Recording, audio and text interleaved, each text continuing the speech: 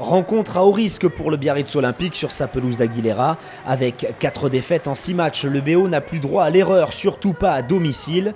À 3 points du 3e avant le coup d'envoi de ce match, Carcassonne est en revanche beaucoup plus libéré. Venus dans le Pays Basque avec la ferme intention de jouer leur chance à fond, les Audois vont rapidement se mettre à la faute et offrir les 3 premiers points de la soirée au demi de mêlée de Biarritz, Maxime Lucu. À tous ceux qui pensaient que Carcassonne était intraitable à la maison mais beaucoup plus perméable loin de ses bases, l'USC va répondre de la plus belle des manières, par le jeu. Suite à cet en avant de Lazzarotto, l'arbitre de la rencontre revient à l'avantage et Berchesi égalise. Quelques minutes plus tard, le demi d'ouverture uruguayen de Carcassonne tente une passe au pied audacieuse pour son ailier mais sans succès.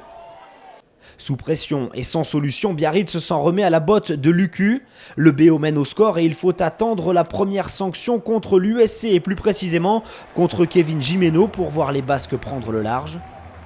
À 14, Carcassonne va payer l'addition immédiatement après une série de pick and go et un gros travail des avants. Le deuxième ligne, Edwin Hewitt, est à la conclusion. La transformation est réussie et pour la première fois de la rencontre, Biarritz fait le break. Felipe Berchesi veut se rassurer et concrétiser les temps forts de son équipe. Le buteur carcassonnais qui a déjà laissé 6 points en route passe 2 nouvelles pénalités. Un temps distancé, les Audois rejoignent finalement le vestiaire avec seulement 4 petits points de retard à la mi-temps. En seconde période, on prend les mêmes et on recommence. Le buteur audois profite de la supériorité de ses gros en mêlée pour revenir à une longueur du BO. En face, Lucu répond lui aussi du tac au tac et c'est le début d'un long chassé-croisé entre les deux buteurs. À toi, à moi, dans ce duel à distance, c'est bien le demi d'ouverture de l'USC qui semble prendre l'avantage. Alors que la mêlée carcassonnaise est à son tour sanctionnée, le numéro 9 Biarro, lui, heurte le poteau. De nouveau à 15, les Audois font preuve de générosité dans le combat et d'adresse aussi.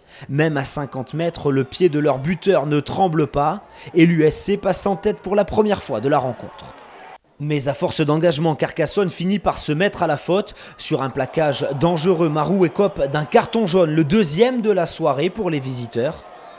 Malgré de très belles intentions, les Audois se font châtier à force d'être pénalisés et le bourreau s'appelle bien entendu Maxime Lucu. Sur le bord de la touche, David Darricarer, le coach du BO, fait les 100 pas, mais son buteur lui permet d'espérer. Même si sur cette action, le très remuant Fabien Fortassin, tout juste entré sur la pelouse d'Aguilera, est peut-être le seul joueur à trouver des failles dans une défense très regroupée, se blesse au genou. Un coup dur assurément pour les Biarros qui vont quand même repartir de l'avant. À 13 pendant quelques minutes suite à l'expulsion de Lazzarotto pour un en avant volontaire à quelques mètres de la ligne carcassonnaise, l'USC finit par exploser. Jean-Baptiste Singer, âgé seulement de 21 ans, est à la conclusion d'un gros travail des avants du BO. Des Basques qui veulent enfoncer le clou à 5 minutes de la fin. Sur cette touche, le ballon est parfaitement capté par Rouma. Le Mol de Biarritz s'organise et Jean Souza aplatit derrière la ligne. Un essai synonyme de bonus offensif pour le BO. L'addition est salée pour des Carcassonnais qui ont fait preuve de trop d'indiscipline alors qu'ils semblaient pouvoir prendre l'ascendant. Biarritz ne s'est pas vraiment rassuré dans le contenu, mais avec cette 3e victoire depuis le début de la saison, l'essentiel est bien là.